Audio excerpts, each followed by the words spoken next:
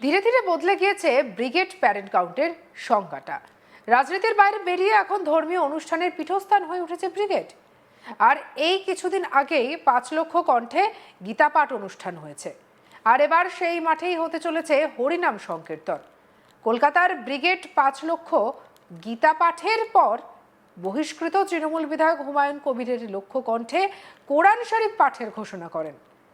আর এরপরেই একেবারে সারা ভারত মতুয়া মহাসংঘের তরফ থেকে লক্ষ কণ্ঠের নাম সংকীর্তন, লীলা কীর্তন, লীলামৃত পাঠের ডাক দেওয়া হয়েছে। এসআইআর এর নামবাদ যাতে না যায় তা নিয়েই একেবারে সরকারকে বার্তা দেওয়ার জন্যই মতুয়া সম্প্রদায়ের পক্ষ থেকে একজোট হওয়ার ডাক দেওয়া হয়েছে, যা নিয়ে শুরু হয়েছে জোর চর্চা। এই সংকীর্তন কেন আয়োজন করা হচ্ছে সে বিষয়ে ভারত মতুয়া মহাসংঘের গোসাই পরিষদের সভাপতি নান্টু হালদার জানিয়েছেন, এই সংকীর্তন আয়োজন করার পেছনে মতুয়াদের ভোটাধিকারের দাবি তোলা রয়েছে।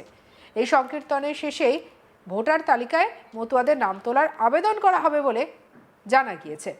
পাশাপাশি এখনও অনেক মতুয়া সিএতে আবেদন করে নাগরিকত্ব পায়নি, আর তাদের ভোটাধিকার চলে যেতে পারে। এমন পরিস্থিতিটি মাথায় রেখেই আওয়াজ তোলা হয়েছে বলে মনে করা হচ্ছে। কি বলছেন নান্টু হালদার, শুনবো।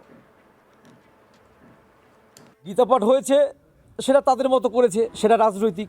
কিন্তু আমরা নির্দলীয়ভাবে যে আমরা যে মতুয়া আছি, আমরা সবাই মিলে আমরা ব্রিগেডে একটা অনুষ্ঠান করব, যাতে সারা বিশ্বব্যাপী বা সমস্ত মানুষের ভিতরে একটা জাগরণ ঘটে। কি জাগরণ ঘটে? একটা চেতনা, ধর্মের চেতনা, যে আমরা সবাই মতুয়া। এই সব তো খেলা হচ্ছে মতুয়াদের নিয়ে। আমি কারো নাম বলবো না, সেটা আপনারা ভালো জানেন। এই দেখুন, কিছুদিন আগে বলছে আপনারা সবাই সিএতে ফর্ম ফিল আপ করুন, আপনারা সবাই নাগরিকত্ব পেয়ে যাবেন। এখন সুপ্রিম কোর্ট বলছে যে আগে কি ভোটার না নাগরিকত্ব। তো নাগরিকত্ব না হলে তো সে ভোটার হতে পারে না। কিন্তু আমাদের একটাই প্রশ্ন, 2014 31শে ডিসেম্বর যারা ভোট দিয়েছে, সরকার করেছিল যারা ভোট দিয়েছে তারা ভোটাধিকার থাকবে। কিন্তু 14-র পরে যারা আসছে, ধরুন 15 থেকে এই 24 অবধি, এই ধরনের 16তে ভোট দিয়েছে, 19-এ ভোট দিয়েছে, 21-এ ভোট দিয়েছে, এই যারা 3-4 বার ভোট দিয়েছে, সে তাদের ভোটটা কী হবে? এখন এই মতুয়াদেরই ভোটটা বেশিরভাগ কাটা যাবে। যার জন্য এই আমাদের লীলামৃত হরিনাম যজ্ঞের মাধ্যমে আমরা সরকারের কাছে একটা বার্তা দিতে চাই যে আমরাও দলবদ্ধ, আমরাও একত্রিত আছি, আমাদের যেন কারো ভোটাধিকার থেকে নাম বাদ না যায়। কোনো নাম বাদ যাবে না। রাজ্য সরকার একটা বলছে, কেন্দ্রীয় সরকার একটা বলছে। তা আমরা ধর্ম কোনটা? আমরা কোনটা ধর্ম? রাজ্য সরকার কি বলেছে? রাজ্য সরকার বলছে আমরা কারো নাম বাদ দিতে দেব না, অথচ কেন্দ্রীয় সরকার বলছে যে জেনুইন যারা ভোট তাদের নাম বাদ যাবে। তো জেনুইন কারা? তাই বলেছে, জেনুইন ভোট যারা তাদের নাম বাদ যাবে। জেনুইন ভোট বাদ যাবে কেন? না, এরা বলছে কি, না কথাটা দেখুন, বিভ্রান্ত কোথায় হয়। জেনুইন ভোট আমরা বাদ দিতে দেব না, জেনুইন ভোট বাদ যাচ্ছে না। তাহলে অবৈধ ভোটার কারা? আমরা এইটা জানতে চাই, যে অবৈধ ভোটার কারা, আমরা এইটা জানতে চাই। আপনারা কেন বিভ্রান্তে পড়েছেন? আমরা বিভ্রান্ত হয়ে পড়েছি। কেন্দ্রীয় সরকার একটা বলছে, নির্বাচন কমিশন একটা বলছে, রাজ্য সরকার একটা বলছে। সেই জন্য কি ধর্ম? সেই কারণের জন্য আমরা ব্রিগেডে আমরা হরিনাম সংকীর্তন করব লক্ষ কণ্ঠে। এটা জানুয়ারিতে আমরা করব। ডেটটা নিয়ে আমাদের আলোচনা চলছে, তবে আমরা জানুয়ারিতে করছি, এটা ফাইনাল। দল নির্বিশেষে, কোনো দলের পক্ষ না? কোনো দলের পক্ষ না, এটা শুধু অল ইন্ডিয়া মতুয়া মহাসংঘের গোসাই পরিষদের পক্ষ থেকে।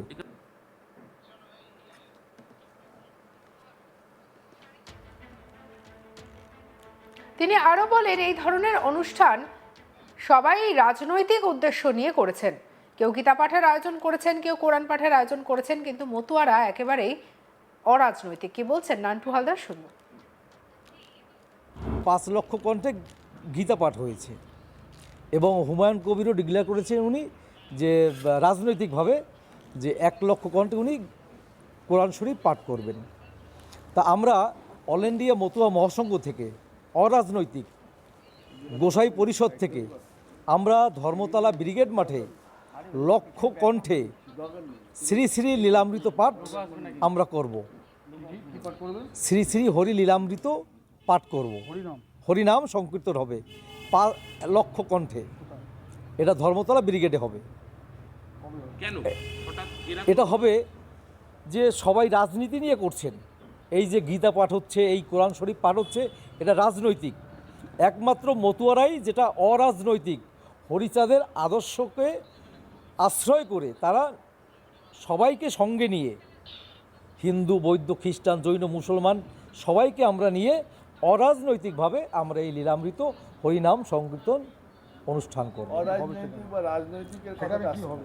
অরাজনৈতিক রাজনৈতিক কথা আসছে, হুমায়ুন কবির যেটা করছেন, উনি বলছেন যে আমি রাজনৈতিক দল করব, আমি 101 লক্ষ কণ্ঠে আমি গীতা পাঠ করব। কেন বলছেন? কণ্ঠে গীতা পাঠ হয়েছেন, সে মানে ওটা কারা করেছেন? বিজেপি করেছেন। বিজেপিটা করেনি? ওটা বিজেপি করেছে। ওখানে যখন সে নাম না হোক, ওটা রাজনৈতিক একটা প্রেক্ষাপটেই সেখানে শুভ। রাজনৈতিকভাবে কেন ধরলেন? কারণ দেখুন, এই ধর্মটাকে নিয়েই সবাই রাজনীতি করে, এই ধর্মকে নিয়েই সবাই রাজনীতি করে। যেমন বিজেপি বা তৃণমূল হোক, যেই কোনো হোক, সবাই রাজনৈতিক নিয়েই চলে। একমাত্র মতুয়ারা যারা অরাজনৈতিকভাবে, মতুয়া মহাসংঘ থেকে, অল ইন্ডিয়া মতুয়া মহাসংঘের গোসাই পরিষদের পক্ষ থেকে লক্ষ কণ্ঠে হরিনাম সংকীর্তন এবং লীলামৃত পাঠ হবে ধর্মতলা ব্রিগেড মাঠে। হুমায়ুন কবির বলেছেন তিনি কুরআন শরীফ পাঠ করবেন 1 লক্ষ মানুষ নিয়ে এবং তিনি আলাদা দল গঠন করবেন। আপনারাও কি আলাদা দল গঠন না, আমরা কোনো আলাদা দল গঠন করব না। আমরা সবাই হরিচাঁদের ভক্ত, হরিদাস ও হরিচাঁদ ঠাকুর আদর্শ নিয়ে আমরা করব অরাজনৈতিক। আমরা হরিচাঁদ ঠাকুর একটা কথা বলেছিলেন যে আমার কাছে কোনো জাতের ভেদাভেদ নেই, 36 জাতির মিলন স্থান হয়েছে মতুয়া। কাজেই আমাদের কাছে বৈষ্ণব আসতে পারে, খ্রিস্টান আসতে পারে, জৈন ব্রাহ্মণ মুচি সবাইকে আমরা, সবাই আসতে পারে, মানে মুসলমান আসতে পারে। যেমন হরিচাঁদ ঠাকুরের পরম ভক্ত ছিল 3 কোটি মিয়া মুসলমান। কাজেই মতুয়ার স্থানটা হচ্ছে 36 জাতির মিলন স্থান, এখানে সবাই আসবে, আমরা সবাইকে নিবন্ধন করব। তবে মাথায় রাখতে হবে, এসআইআর প্রক্রিয়া ঘোষণা হওয়ার পর থেকেই তুঙ্গে রয়েছে রাজনৈতিক অস্থিরতা, বিশেষত মতুয়া ভূমে রাজনীতির পারদ চড়েছে। আর এদিকে তৃণমূল বলছে যে মতুয়ারা এমনি নাগরিক, তাদের আবার কেন সিএ দিয়ে নাগরিকত্ব আবেদন করে ভোটার তালিকায় নাম তুলতে হবে। অপরদিকে আবার রয়েছে বিজেপি, তাদের পক্ষ থেকে দাবি করা হয়েছে যে বাংলাদেশ থেকে আসা সকল মতুয়াদের দেওয়া হবে নাগরিকত্ব, তারপর তারা ভোটাধিকার পেয়ে যাবেন, তাই চিন্তার কিছু নেই। সঙ্গে রাখুন আজ তাক বাংলাকে। আপনার মতামত জানান কমেন্ট সেকশনে, সাবস্ক্রাইব করতে ভুলবেন না।